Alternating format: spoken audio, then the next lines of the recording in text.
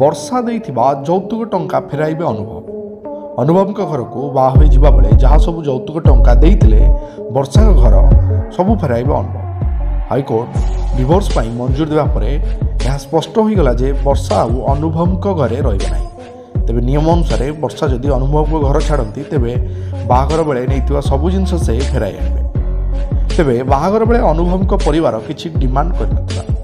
ତେବେ ଝିଅ ଯେତେବେଳେ ବାହା ହୋଇ ଶ୍ୱଶୁରଘର ଯାଏ ତା ସହିତ ଟିଭି, ୱାସିଂ ମେସିନ୍, ଫ୍ରିଜ୍, ପଲଙ୍କ ଭଳି ଜିନିଷ ସାଥିରେ ନେଇଥାଏ। ବର୍ଷା ଓ ଅନୁଭବଙ୍କ ଯେହେତୁ ଲଭ୍ ମ୍ୟାରେଜ୍ ହୋଇଥିଲା, ଅନୁଭବ କିଛି ବି ଯୌତୁକ ଦାବି କରିନଥିଲେ। ତେବେ ଖବର ଅନୁସାରେ ବର୍ଷା ତାଙ୍କ ସହ ବାହାଘର ବେଳେ ନେଇଥିବା ସବୁ ଜିନିଷ ଏବେ ଫେରାଇ ଆଣିବେ। ନିୟମ ଅନୁସାରେ ଛାଡ଼ପତ୍ର ହେଲେ ଝିଅ ବାହାଘର ବେଳେ ନେଇଥିବା ସବୁ ଜିନିଷ ଫେରାଇ ଆଣିଥାଏ। ଏହା ବ୍ୟତୀତ ସ୍ୱାମୀକୁ ସ୍ତ୍ରୀର ଭରଣପୋଷଣ ପାଇଁ କିଛି ଟଙ୍କା ମଧ୍ୟ ଦେବାକୁ ପଡ଼ିଥାଏ। ତେବେ ଅନୁଭବ ବର୍ଷାଙ୍କର ଭରଣପୋଷଣ ପାଇଁ କେତେ ଟଙ୍କା ଦେବେ ତାହା ଏବେ ଜଣାପଡ଼ିନାହିଁ। ତେବେ ଖବର ଅନୁସାରେ ବର୍ଷା ନିଜ ସହିତ ନେଇଥିବା ସବୁ ଜିନିଷ ଏବେ ଶ୍ୱଶୁର ଘରୁ ନେଇ ଆସିବେ।